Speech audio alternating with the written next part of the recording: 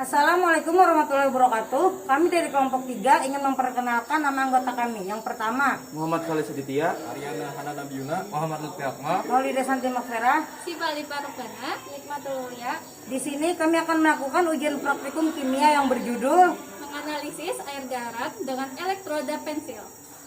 Sekian dari kami. Assalamualaikum warahmatullahi wabarakatuh. Yang pertama, baterai. Kedua, dua pensil yang sudah diraut kedua sisinya, grafit pensil sebagai elektroda dan diberi penyangga kardus. Ketiga, garam. Keempat, air.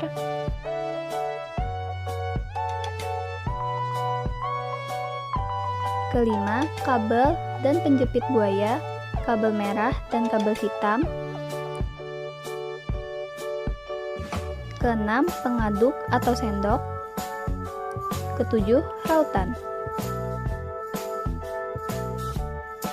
Masukkan 1 sendok garam NaCl ke dalam tempat bening berisi air H2O. Aduk garam dalam air hingga merata dan terbentuklah larutan garam.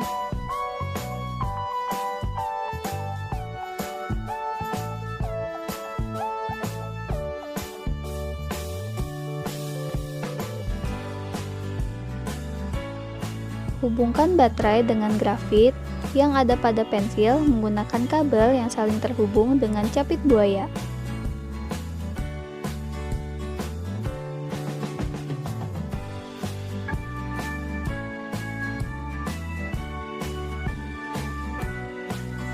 Masukkan ujung pensil lainnya yang tidak dijepit oleh capit buaya ke dalam gelas yang berisi larutan garam.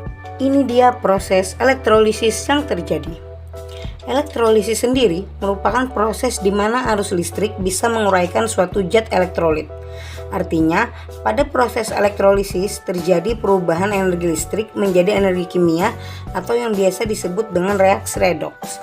Perlu diingat bahwa kedua buah pensil ini berfungsi sebagai elektroda, di mana pensil yang dihubungkan dengan kabel berwarna merah itu bermuatan positif yang disebut anoda, sementara pensil yang dihubungkan dengan kabel hitam itu bernama katoda yang bermuatan negatif.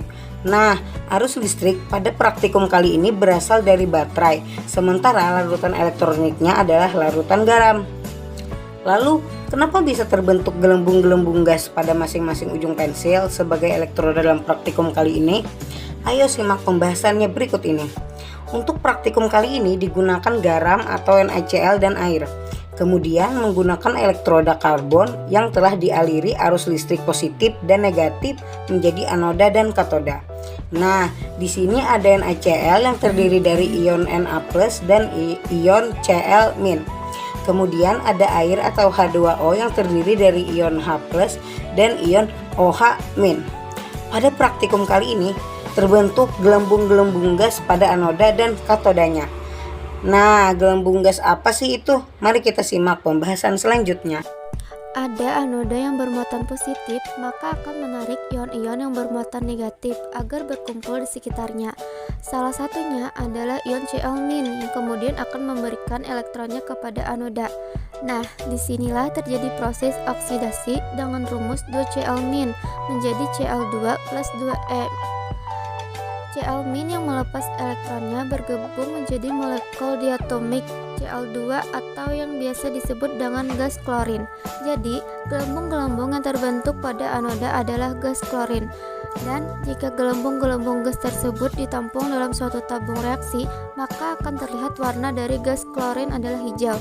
Lalu, pada katoda yang bermuatan negatif akan menarik ion-ion yang bermuatan positif untuk berkumpul di sekitarnya. Salah satunya adalah ion H+. Kemudian, ion H+ akan menerima elektron dari katoda dan terbentuklah reaksi reduksi dengan rumus 2H+ plus 2E menjadi H2. Maka ion H+ menerima elektron dari katoda, maka akan terbentuk molekul diatomik H2 atau biasa disebut dengan gas hidrogen. Jadi, gelembung-gelembung yang terbentuk pada katoda adalah gas hidrogen.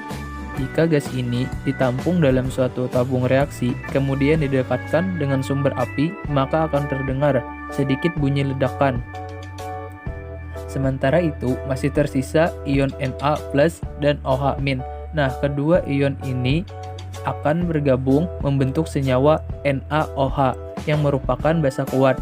Jadi dapat disimpulkan bahwa praktek ini menghasilkan natrium hidroksida dan gas hidrogen dan gas klorin yang dapat dirumuskan 2NaCl plus 2H2O menjadi 2NOH plus H2 plus Cl2. Katoda min. Gelombang lebih banyak, bentuk gelombangnya kecil, terbentuk gas hidrogen H2, terjadi reaksi reduksi. Anoda plus. Gelombang sedikit, bentuk gelombangnya agak besar, terbentuk gas klorin Cl2, terjadi reaksi oksidasi. Pada saat melakukan kegiatan praktikum ini, kami sangat bersemangat dalam melaksanakannya. Kali ini kami melakukan praktikum tentang elektrolisis air garam dengan elektroda pensil. Praktik ini sangat menyenangkan. Di sini kami bekerja sama dengan teman-teman dan mengamati hal-hal apa saja yang terjadi pada pensil tersebut. Dan juga kami dapat pembelajaran dan kesimpulan atas praktik yang kami laksanakan. Itulah hasil video praktikum kami, semoga bermanfaat. Terima kasih. Assalamualaikum warahmatullahi wabarakatuh. Dadah!